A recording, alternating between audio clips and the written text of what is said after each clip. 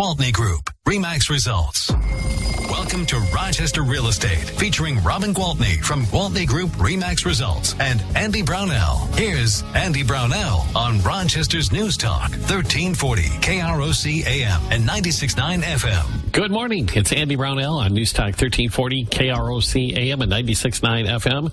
Saturday morning with Robin Gwaltney, Gwaltney Group-RE results. Good morning, Robin. Hey, good morning. Hope everything's going well for you. It is. I'm starting to get a little anxiety, Andy, because we are part of those 20,000 crazy people that have tickets to go to this big Brian concert later today. I don't know. I'm starting to get second thoughts. Because it might be a muddy field, or no? I think just because 20,000 people in one place in Eota, Minnesota. I don't know.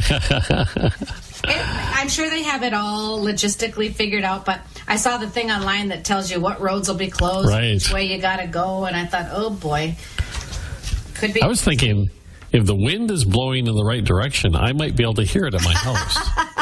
Maybe. Because it's really not that far. No, really, it isn't. Well, it'll be interesting to see how it goes down. It's exciting, something fun like that to come, you know. So yeah, it is. And it's going to be perfect weather for it, really. Yeah, for a fall evening, yes, it will be very nice. My fear was that they would get a big, rain shower through the day Saturday and turn the field into mud, but it does not look like that'll be the case at all. It looks like things will have plenty of time to dry out. Yes, so that'll be good.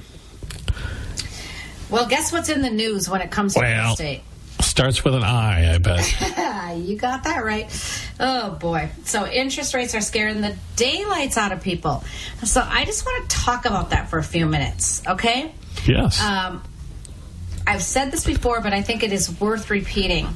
Home prices had been escalating at such a crazy fast price. And for people like you and me, many of the other listeners who already own their real estate, we are thrilled, right? Because we're gaining all this equity and, earning all this money because our values are going up. So when it comes time to sell, we've got a more valuable piece of property. So it's awesome for us. But for the people who are trying to get into the market, for our kids and our kids' friends and other young buyers, it's really scary because at that rate, if house values continue to go up at 15 and 18% year over year, or like some markets, I think I told you, Austin, Texas, and Scottsdale, Arizona last year went up like 30 to 33% year over year. I mean, if that continued to happen, we're going to have this huge gap between homeowners and non-homeowners, and the rich get richer and the poor get poorer, and that kind of thing. Yeah, so it was it's unsustainable. Really necessary. Yeah, it's unsustainable. It was really necessary for this to happen, and it scares people. People are like, "Oh my God, the rates went up again." I mean, I'm having clients text me and call me, going, "Robin, what is going to happen?" And I say, "Okay, this is what's going to happen," and prices are going to continue to go up, okay? Listen closely. Values are not dropping. Home values are going to continue to go up. The reason we're seeing price reductions in listings and the reason houses are listing less than they were last year is because last year houses were selling above their value, over their value. Now houses are selling at their value. I like it when you describe it as in last year we were going 100 miles per hour.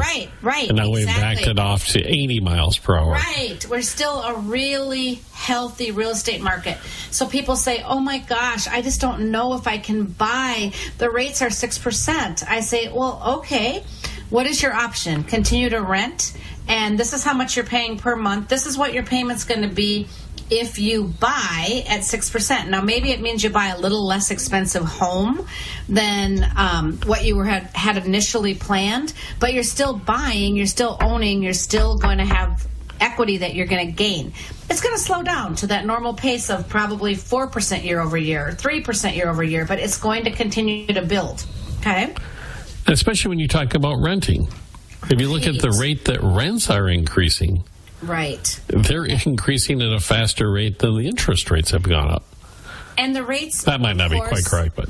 Well, the rates are, of course, really cyclical, right? So if you buy now and you lock in at 6%, and that's tough to swallow, mark my word, in the next 3 to 4 years, you're going to be refinancing at 4.0 or maybe even 3.75 or 4.25. Who knows? But you're going to have that opportunity to drop your rate.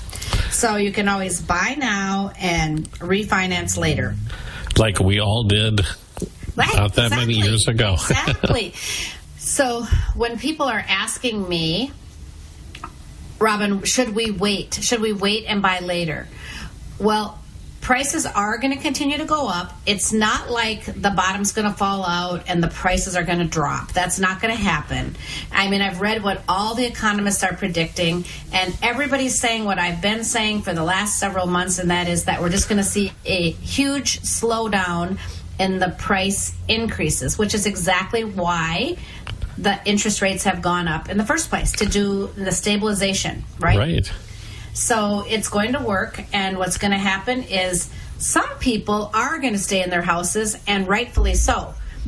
Like my son, for instance, he has a house that's way too big for him, now that my daughter and son-in-law have built their house and moved on, but he is locked in at such a favorable interest rate, barely over 2%. Wow. And I said, guess what? You're staying right where you are, because you could downsize, buy a smaller house, but then pay a much higher interest rate, and your payments probably wouldn't be that much different. Right. So there's a lot of factors. There's a lot of factors to consider, and every situation is going to be just a little bit different. But the underlying part of this that we haven't talked about is there's still a shortage of homes. Oh, my gosh.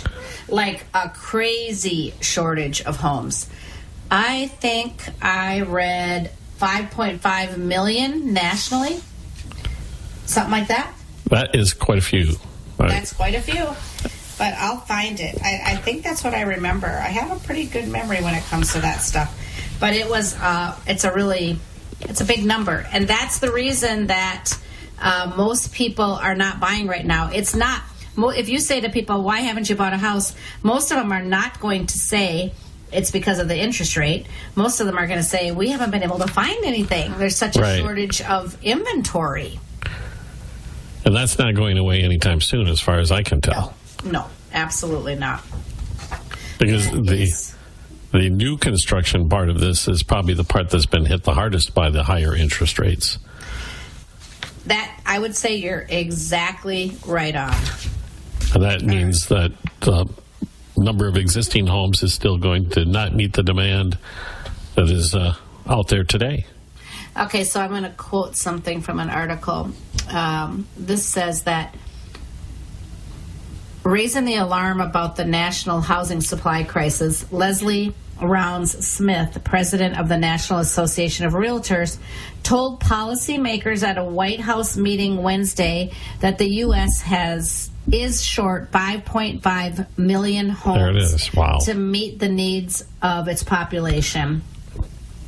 And that is what is creating the challenges for millions of Americans. Okay, but that is also guaranteeing that home values will continue to rise. Exactly. We don't have a surplus. This is not 2008, 2009. Don't sit back and wait for the foreclosures. Don't sit back and wait for these ridiculous price cuts. That's not where we're headed.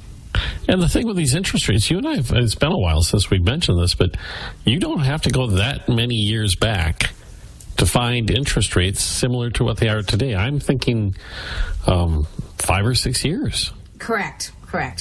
And right now, the 36, I mean, this is the highest they've been for a while, and I could probably tell you since when.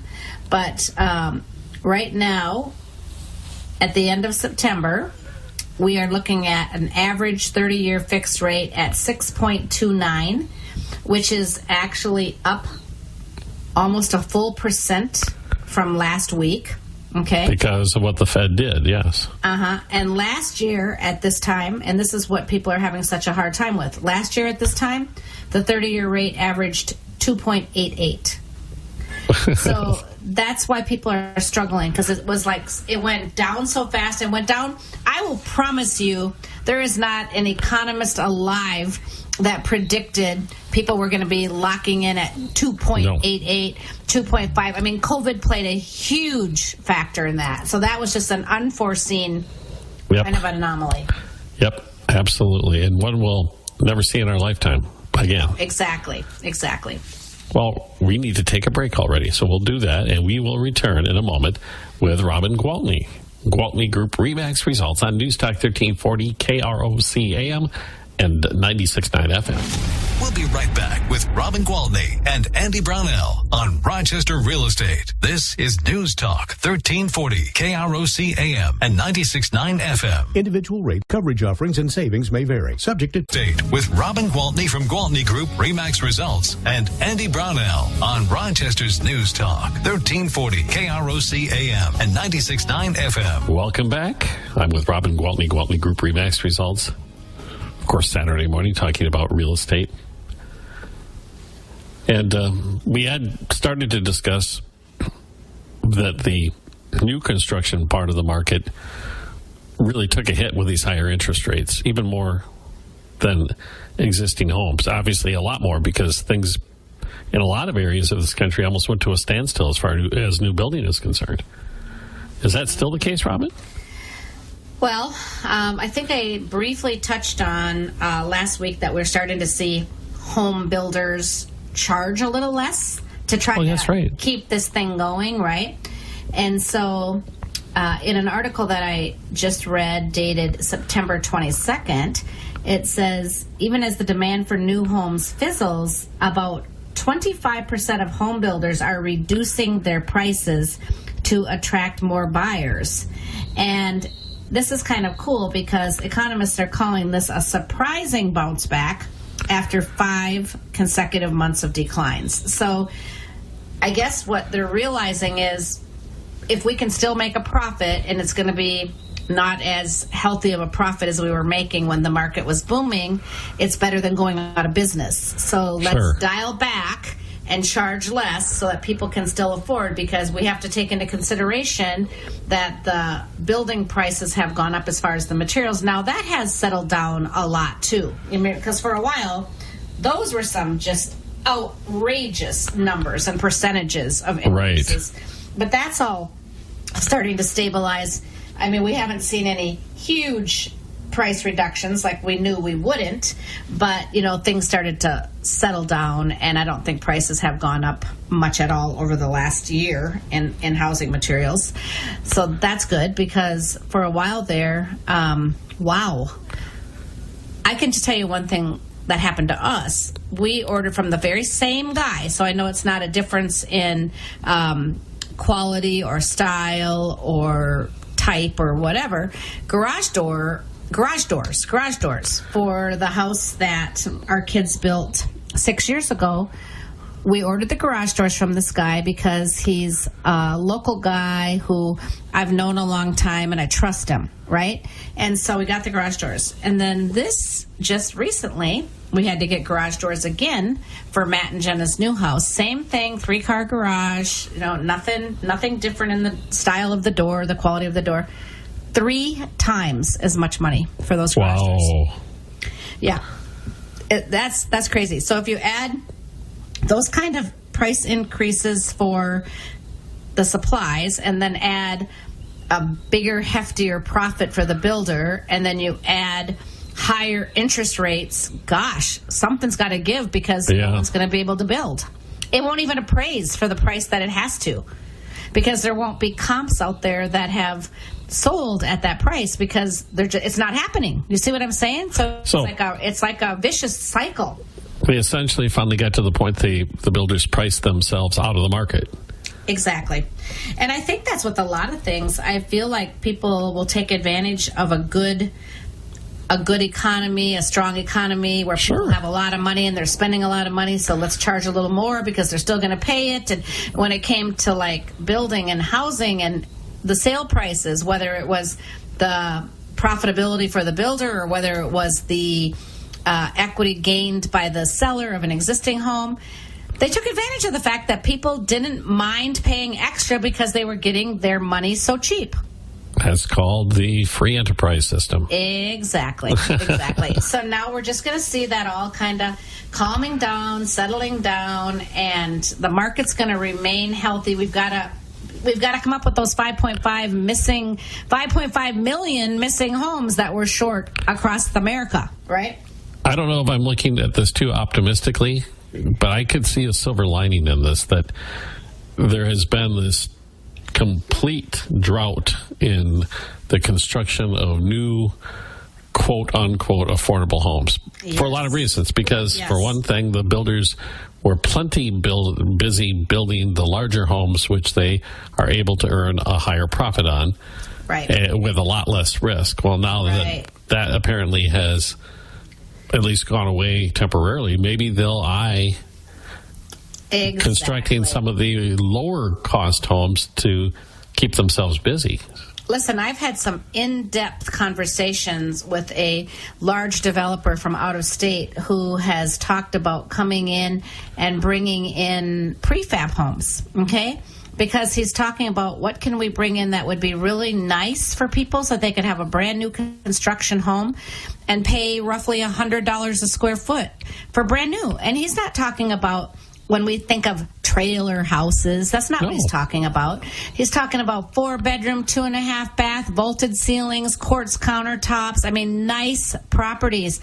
And asking me, is there a need for this? Will these sell? Well, for Pete's sakes, yes. Because people who want to own instead of rent would love the opportunity to buy something that's beautiful and brand new for $200,000, $225,000. Oh my gosh, yeah. Yeah, right?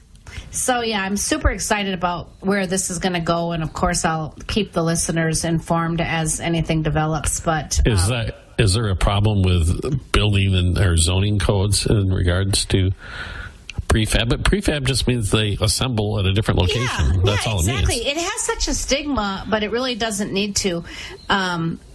Like there are people that say, especially people who understand construction, who say things that were built in a factory are not fighting the elements. The boards aren't sitting outside getting wet and then drying or warping.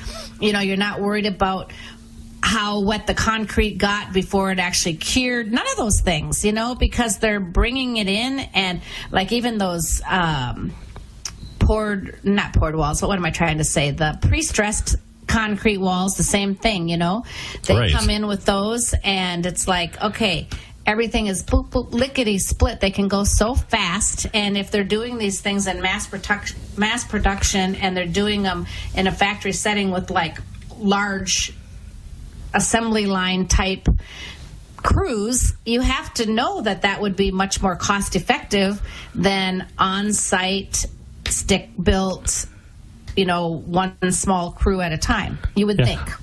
Well, I remember for a time they were really popular in the 1970s for a period of time, and then something in the economy changed it, that they lost their advantage. Yes, exactly. And so now it's very hard to find lending institutions that will even give loans on some of these homes, and that is all going to change. And I think that it's going to actually come from the government down, where there will have to be money available to buy some of these more affordable style homes so that we can find housing for all these people who need housing. Yeah, that one I don't get at all, the lenders, because they're building at the same 2x6 code lumber. Exactly. And they're just putting them together differently. There's probably less ability to customize the homes, but well, so what? No, there are many, if they're manufactured homes, there are many lenders that won't touch it with a 10-foot pole. So, Well, I look forward to keeping us up to date on that. I think that's exciting. I agree. We need to take another break, so we'll jump away for a few seconds. All right. Back in a moment with Robin Gwaltney, Gwaltney Group RE/MAX results on News Talk 1340, KROC AM and 96.9 FM. We'll be right back with Robin Gwaltney and Andy Brownell on Rochester Real Estate. This is News Talk 1340 KROC AM and 96.9 FM. Prescription products require an online consultation with a healthcare provider who will determine if a State with Robin Gwaltney from Gwaltney Group-RE Results and Andy Brownell on Rochester's News Talk 1340 KROC AM and 96.9 FM. It's Saturday morning. Robin Gwaltney with Gwaltney Group-RE Results. I saw something on Facebook, Robin. I wanted to bring that up. Remax got to be the cruise on one of the new Habitat for Humanity homes here in the Rochester area. Yeah. Tell us about that. Yeah, it's so awesome. We've been waiting. So Remax Results is huge into getting involved in giving back to the communities, especially anything that's directly related to housing, right? And so we've been waiting. They've been doing it. Remax Results is a big company, as you all know. I talk about it all the time. And they have tons of offices up in the Twin Cities. And so those agents have been working on these Habitat Humanity houses every year. And we've kind of missed out on that. But we had a project. We have one going on right now in Rochester. And so we got 3 days where Remax Results agents got to be the volunteers on the project. And the volunteers work from 9 in the morning until 4 in the afternoon. And they only can have 6 volunteers on site at a time. So of the 3 days that we, Remax Results in Rochester, did the volunteering, the Gwaltney Group supplied the workers for 2 of the 3 days. So we did, of the 18 lucky agents that got to go and work all day at building this house for this lucky family, 12 of those were Gwaltney Group agents, and that made me super proud because I just love, and there were some that wanted to go help that didn't even get to. I was actually signed up, but I let Scott go in my place because I figured we might as well have somebody that could actually be productive while they're there and actually build, because probably the only thing I was going to pound a nail into would have been my own hand.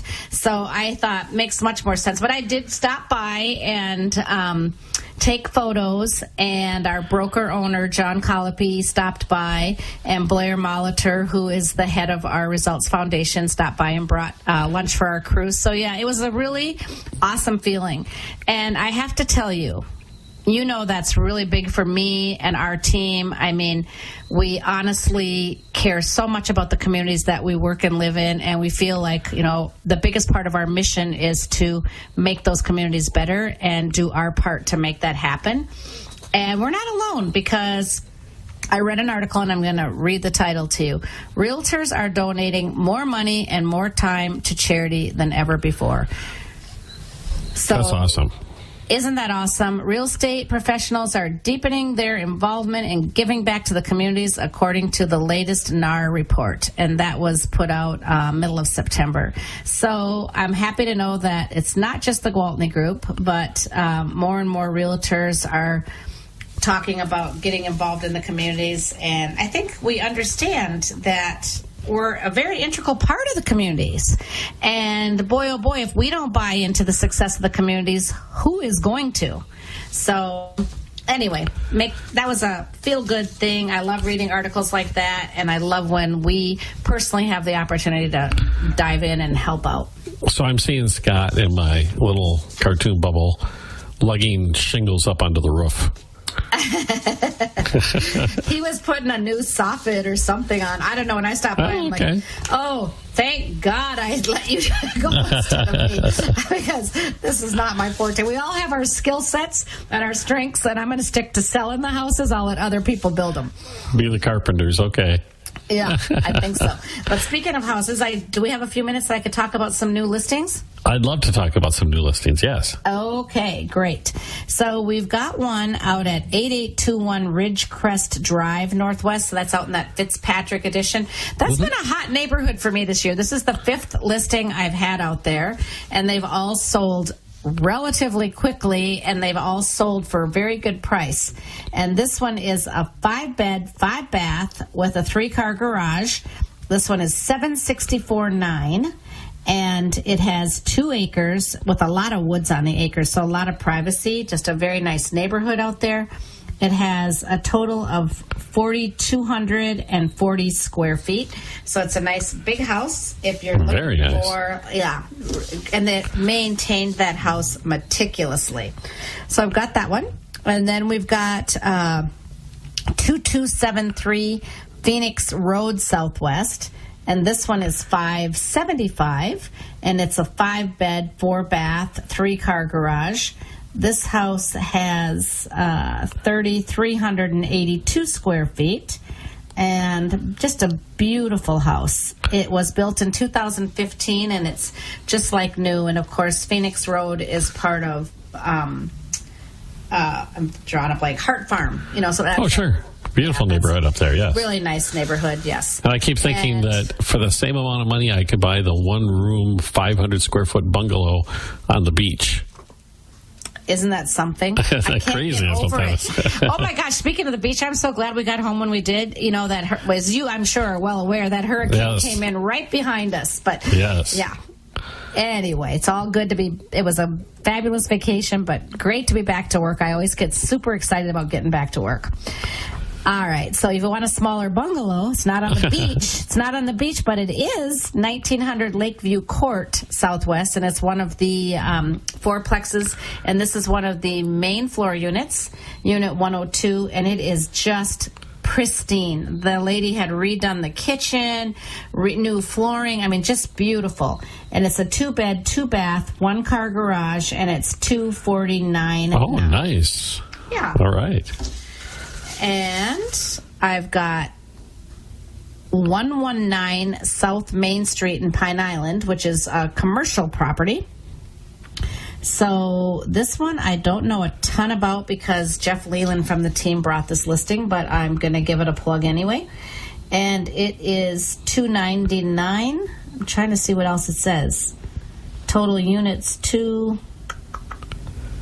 I can't really tell. I know it's right out in the main street, so it's probably could be used for many different things. If I had the main drag in Pine Island. Yes, and then they could always use another restaurant there. Everybody could. I know. Who doesn't love a good restaurant?